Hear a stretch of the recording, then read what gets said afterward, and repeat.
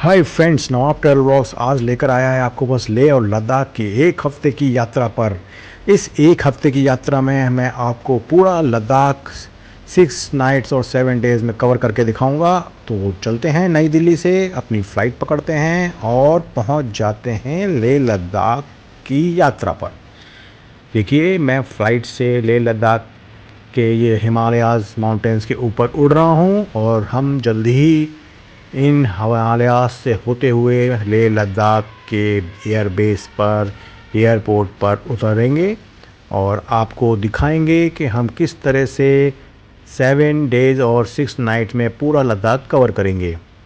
तो बने रहिएगा मेरे इस व्लॉग पर, और जिसने सब्सक्राइब नहीं किया सब्सक्राइब ज़रूर कर लीजिएगा, लाइक बटन और उसका बेल आइकन ज़रूर दबा दीजिएगा, क्योंकि आपको बेहतरीन वीडियो आगे देखने को मिलने वाला है। और क्योंकि इसको देखने के बाद आप तुरंत अपना टिकट करा के लेह लद्दाख के एयरपोर्ट पर पहुंच जाएंगे। ये पहुंच गया और मैं सीधे पहले चेक इन करूँगा अपने होटल में। आप कोई भी होटल 2-3 स्टार ले सकते हैं, जो आपको एक दिन के लिए आपको लेना पड़ेगा, क्योंकि यहाँ पर आप अपने आप को पहले इस लो ऑक्सीजन एरिया से एक्लेमेटाइज़ करेंगे, क्योंकि यहाँ पे एडवाइस किया जाता है कि आप एक दिन रेस्ट करें और फिर अगले दिन सुबह निकल पड़ते हैं ब्रेकफास्ट करके अपने लोकल साइट सीइंग टूर पर, जिसमें नो लाइन परमिट की ज़रूरत नहीं पड़ेगी। आपको परमिट आपको मैं अगले दिन दिखाऊंगा, जिसमें आपको परमिट की ज़रूरत पड़ेगी उन एरियाज़ में। सबसे पहले हॉल ऑफ फेम देखेंगे, ये हमारे आर्मी का हॉल ऑफ फेम। तो सबसे पहला पॉइंट हमारा हॉल ऑफ फेम रहेगा, और सेकंड चलेंगे पत्थर साहिब गुरुद्वारा। तो मैं पहुंचने वाला हूं पत्थर साहिब गुरुद्वारा, अपने second destination local sight seeing second day Leh Ladakh के टूर पर। और सामने आप देख सकते हैं पत्थर साहिब गुरुद्वारा दिखाई दे रहा है। तो उतरते हैं, पार्किंग में ड्राइवर्स कहते हैं अपनी गाड़ी लगाए, और तब तक मैं पत्थर साहिब गुरुद्वारा घूम कर आता हूँ। तो कीजिए, मैं पहुँच गया हूँ, अपना मत्था टेकिए, आशीर्वाद लीजिए और इसके बाद चल पड़िए अपने आगे के टूर पर, जिसमें है आपको मैग्नेटिक हिल। मैग्नेटिक हिल आपका लोकल साइट सीइंग का थर्ड पॉइंट है। आप यहाँ पे देखिए, ये मैग्नेटिक हिल कहलाता है। चारों तरफ आपको माउंटेन्स दिखाई दे रहे हैं। दोस्तों, ये सभी लोकल साइट सीइंग है जिसमें परमिट यूज़ नहीं पड़ेगी, तो आप बेफिक्र होकर यहाँ पर घूमने आ सकते हैं। और अपने टैक्सी ड्राइवर से इस बात में ज़रूर कर लीजिएगा। और ये है संगम, जंस्कार इंडस रिवर के जो मीटिंग पॉइंट को ये कहते हैं संगम। जैसे कि हमारे प्रयागराज इलाहाबाद में गंगा जमुना के संगम को कहते हैं, ऐसे ये जंस्कार इंडस रिवर का संगम है। तो संगम पॉइंट ज़रूर कवर करिएगा, जो कि मेरा 4th point of destination local sightseeing का है ना खूबसूरत। और उसके बाद हम ले चलते हैं आपको ये लेह पैलेस, जो कि मेरा 5th पॉइंट है लोकल साइट सीइंग का। ये पूरा लेह पैलेस है, यहाँ पे लेह पैलेस कहलाता है। यहाँ से आप अपनी फ़ोटोग्राफी कर सकते हैं, इमेजेस ले सकते हैं। सामने देखिए कैसे स्नो पीक माउंटेन्स आपको दिखाई दे रहे हैं, और नीचे पूरा आपको बसा बसाया एक शहर दिखाई दे रहा है। तो ये है ना गजब। देखिए, लोग आ रहे हैं और टूरिस्ट इसको देखने के लिए और क्लिक कर रहे हैं, फ़ोटोज़ क्लिक कर रहे हैं। बहुत ही प्यारा लेह पैलेस। इसको देखने के बाद हम चलेंगे, अभी आप देख सकते हैं कैसे लेह पैलेस से पूरा का पूरा ये शहर दिखाई दे रहा है। तो इस गजब की ब्यूटी को ज़रूर देखिएगा, मिस मत करिएगा। और ऊपर किस तरह से आप देख सकते हैं माउंटेन्स, स्नो पीक माउंटेन्स दिखाई दे रहे थे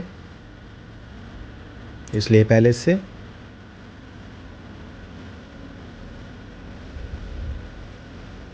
पूरा का पूरा पैलेस। और फिर चलते हैं अपने नेक्स्ट पॉइंट्स, जो कि है शांति स्तूप। ये शांति स्तूप आप देख सकते हैं कितना पीसफुल एरिया है, इसका नाम ही शांति स्तूप है। ये स्तूप सामने बना हुआ है और यहाँ की शांति आपको मंत्रमुग्ध कर देगी। यहाँ पर आकर आप थोड़ा सा पीस, थोड़ा सा शांति, मन की शांति आप महसूस करेंगे, तो इसको मिस मत करिएगा।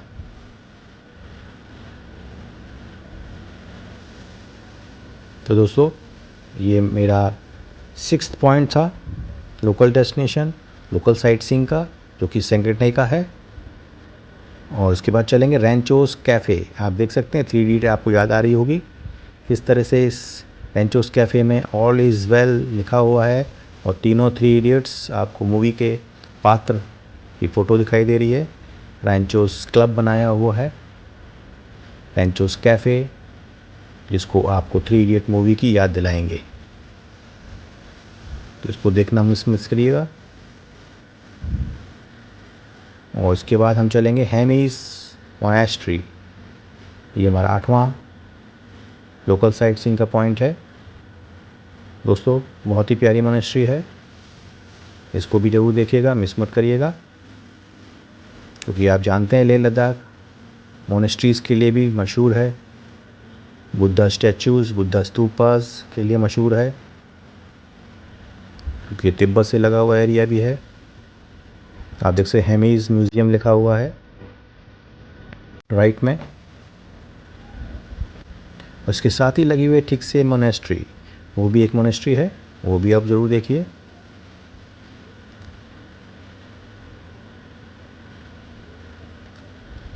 ये दोनों मोनेस्ट्रियाँ बहुत ही प्यारी हैं, इनको भी मिस करिएगा।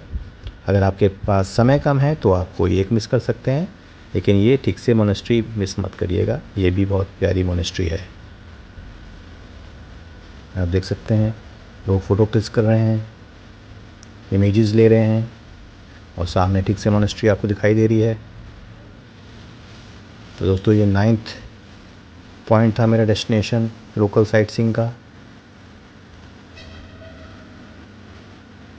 ये आपको सब लोकल साइट सीइंग में कवर कर सकते हैं आप। आपके पास जितना समय है, आप सुबह निकलेंगे तो आप कवर कर पाएंगे, अगर आपके पास समय नहीं है तो कुछ इसमें से आप मिस कर सकते हैं या कम कर सकते हैं। आप अपनी सुविधा अनुसार, इसको मैं इसलिए आपको दिखा रहा हूँ कि आपको सारे पॉइंट्स मिल जाएं देखने के लिए। अगर इसमें आप सारे देख सकते हैं तो बहुत अच्छी बात है, नहीं तो आप कम भी देख सकते हैं। लेकिन मैं आपको सारे पॉइंट्स दिखाऊंगा, क्योंकि मैं आया हूँ 7 दिन और 6 नाइट्स के पैकेज पर, और आपको दिखाने के लिए मैं सारे पॉइंट्स कवर कर रहा हूँ, जिसमें नो लाइन परमिट और परमिट, इनर लाइन परमिट्स, सभी पॉइंट्स कवर करूँगा। ये आपका शे पैलेस भी आपको आपका 10वां destination point local sightseeing का, इसको भी आप ज़रूर देखिए।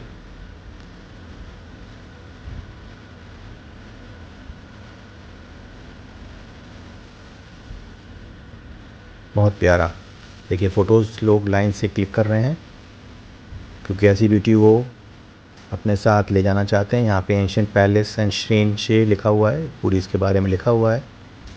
आर्कियोलॉजिकल सर्वे ऑफ इंडिया का है ये शे पैलेस है। तो ये आपका 10वां पॉइंट था second day local sightseeing का, क्योंकि पहले दिन आप आराम किए थे और दूसरे दिन आप लोकल साइट सीइंग पर निकले थे।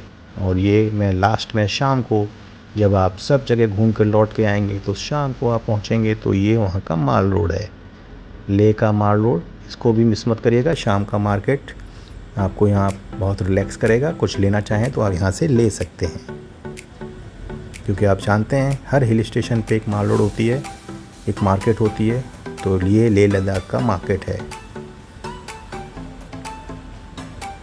आप यहाँ से शॉपिंग कर सकते हैं, अपने दोस्तों, अपने मित्रों के लिए यहाँ से कुछ ले जा सकते हैं। और हम 3rd डे सुबह निकल पड़े हैं अपनी खारदुंगला, गुम्पा मोनेस्ट्री, सैंड ड्यून और नुब्रा वैली के टूर पर। तो दोस्तों, ये 3rd डे का टूर है, इसमें आपको परमिट की ज़रूरत पड़ेगी, इनर लाइन परमिट की। तो परमिट आपका टैक्सी वाला ले लेगा, नहीं तो आप उससे कहिएगा ले ले। और ये मैं पहुंच गया हूँ खारदुंगला पास पर। दोस्तों, यहाँ पे आपको थोड़ा सा अपने हेल्थ के बारे में थोड़ा सा प्रिकॉशंस लेने पड़ेंगे, क्योंकि यहाँ पे 18,000 फीट के आसपास के हाइट पर यहाँ पे ऑक्सीजन बहुत लो है। तो आप अपने टैक्सी वाले के साथ कुछ एक सिलेंडर भी ले जा सकते हैं अगर ज़रूरत पड़ती है, या फिर कुछ मेडिसिन ले जा सकते हैं जो आप अपने डॉक्टर से कंसल्ट करके ले आ सकते हैं। क्योंकि आपको यहाँ पे लो ऑक्सीजन की प्रॉब्लम अगर हो सकती है, क्योंकि अगर आपको हार्ट या लंग्स की कोई प्रॉब्लम है तो आप अपने लोकल डॉक्टर या लोकल प्रैक्टिशनर से ज़रूर कंसल्ट कर लीजिएगा यहाँ आने से पहले, ये मैं एडवाइस करूँगा। और दोस्तों एक बात और ध्यान में रखिएगा, अपने साथ गॉगल्स ज़रूर लाइएगा, क्योंकि इतनी हाइट पर है, सन की शाइन इतनी तेज़ बढ़ती है, आपकी आँखें यहाँ पे चौंधिया जाएंगी, आप इतने रोशनी में आप देख नहीं पाओगे, तो गॉगल्स ज़रूर लाइएगा। क्योंकि ये मैं आपको पहले से बता दे रहा हूँ, यहाँ गॉगल्स की ज़रूरत पड़ेगी। ये खादुंगला देखिए आप लिखा हुआ है पास पे, ये वहाँ का माइलस्टोन बना हुआ है, जिससे आपको पता चलता है कि मैं खादुंगला टॉप पर गया था। वहाँ पे फ़ोटो क्लिक रहिएगा और वापस नीचे उतर जाइएगा, क्योंकि इसके बाद हम चलेंगे गुम्पा मोनेस्ट्री, जहाँ मैत्रेय बुद्धा का स्टैचू बड़ा सा लगा हुआ है और वहाँ पे एक मोनेस्ट्री भी है। तो देखिए मैं सामने आपको ये मोनेस्ट्री, गुम्पा मोनेस्ट्री दिखाई दे रही है। यहाँ पे आपको अगर टाइम है तो आप गाड़ी ऊपर खड़ी करा के आपको कुछ दूर पैदल चलना पड़ेगा उस मोनेस्ट्री में जाने के लिए। और ये है मैत्रेय बुद्धा का स्टैचू गुम्पा मोनेस्ट्री पर, आप देख सकते हैं, बहुत प्यारा स्टैचू है बुद्धा जी का, इसको मैत्रेय बुद्धा कहते हैं। लोग यहाँ पर आकर अपनी फ़ोटो क्लिक्स करते हैं और इन्जॉय करते हैं। इसके बाद हम यहाँ से निकलेंगे, थोड़ी दूर पर आपके हुंडस सैंड ड्यून्स हैं। आपने राजस्थान रेगिस्तान में तो सैंड ड्यून्स देखे होंगे, कभी आपने पहाड़ पर सैंड ड्यून्स देखे हैं? तो आज हम आपको पहाड़ों के सैंड ड्यून्स दिखाएंगे, जहाँ पे कैमल राइड होती है। कैमल राइड, जी वही कैमल राइड जो राजस्थान या रेगिस्तान पर कैमल्स चलते हैं, वो इतने ऊंचाई पर पहाड़ों पर भी चलते हैं। तो हुंडस सैंड ड्यून्स पहुँचने वाला हूँ मैं, जल्दी आपको सैंड ड्यून्स दिखाई देंगे। और सबसे बड़ी बात है, आपको कैमल्स राइड दिखाई देगी। ये देखिए कैमल्स राइड, ये सैंड ड्यून्स पर कैमल राइड हो रही है। 500 रुपीज़ लेते हैं, बार्गेन कर सकते हैं। आप यहाँ के कैमल्स भी देख सकते हैं कितने हेयरी हैं, क्योंकि यहाँ पे टेम्परेचर कम होता है, इसलिए इनके हेयर्स ज़्यादा होते हैं। आप कैमल राइड करिए सैंड ड्यून्स पर और सबको बताइएगा कि मैंने इतनी हाइट पर कैमल राइड की थी, जबकि लोग रेगिस्तान में कैमल राइड करते हैं। है ना अद्भुत? लेह लद्दाख है ही अद्भुत, क्योंकि अगर आप यहाँ आएंगे तो यहाँ की ब्यूटी को कभी नहीं भूल पाएंगे। तो दोस्तों आप यहाँ पे थोड़ा सा वक्त गुजारिएगा, और शाम हो चली है तो आज हम नुब्रा वैली रिज़ॉर्ट में जाके रुकेंगे। ये देखिए कितने सारे आपको कैमल्स दिखाई दे रहे हैं। यहाँ के कैमल्स की ब्रीड कितनी हेरी होती है। और मैं पहुँच गया हूँ अब नुब्रा रेसिडेंसी पर। ये मेरा आज जो तीसरा दिन है, मैं यहीं पे नाइट गुजारूँगा और अपनी सारी थकान मिटा के मैं चौथे दिन निकलूँगा टुटुक विलेज के लिए और थैंग विलेज के लिए, जो कि इंडो पाक बॉर्डर का लास्ट विलेज है।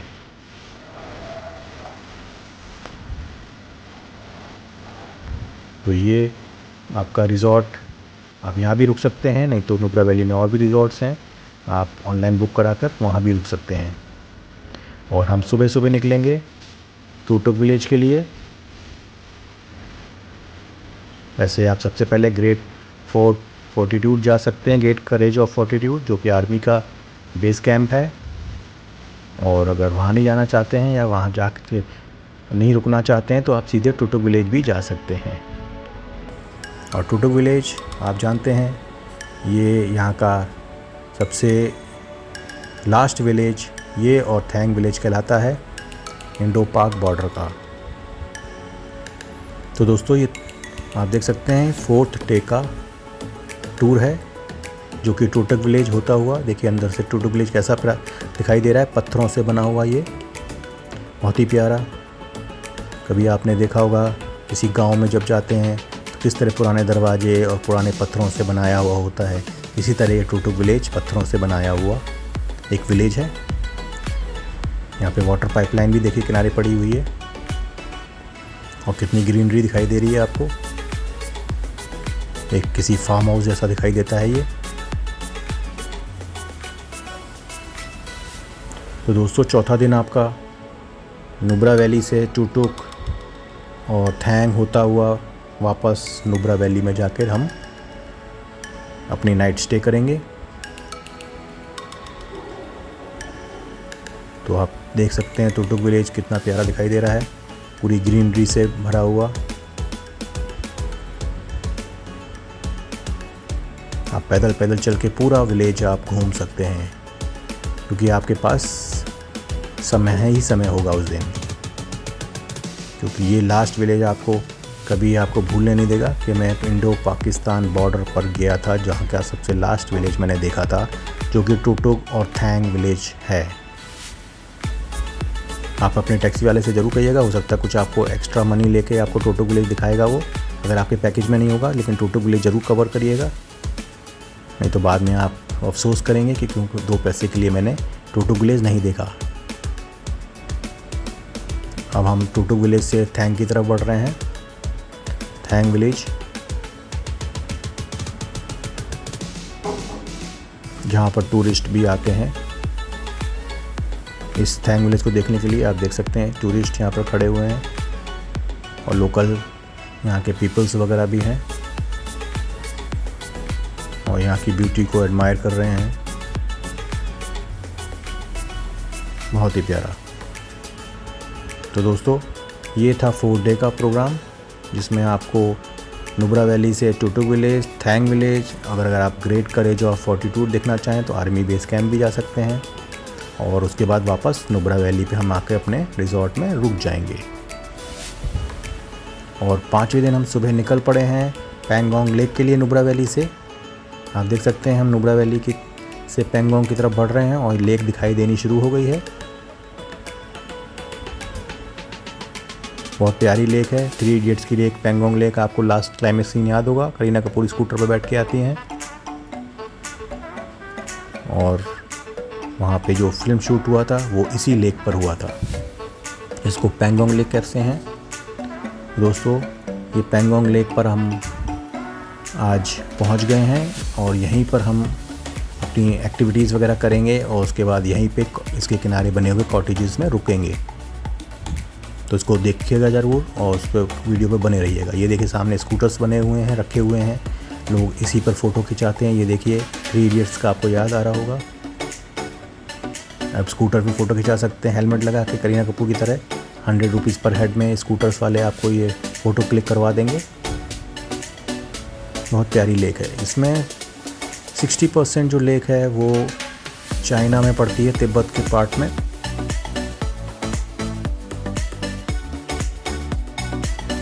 तो दोस्तों, आप देख सकते हैं कितनी बड़ी लेक है ये। 134 से 135 किलोमीटर लंबी लेक है और कुछ पार्ट इसका इंडिया में है, बाकी तिब्बत में है। इसकी चौड़ाई भी बहुत है। तो ये आपका 5th डे का पूरा दिन का एक साइट सीइंग टूर है, जिसमें आप केवल पैंगोंग लेक देखेंगे और यहीं पे नाइट स्टे करेंगे।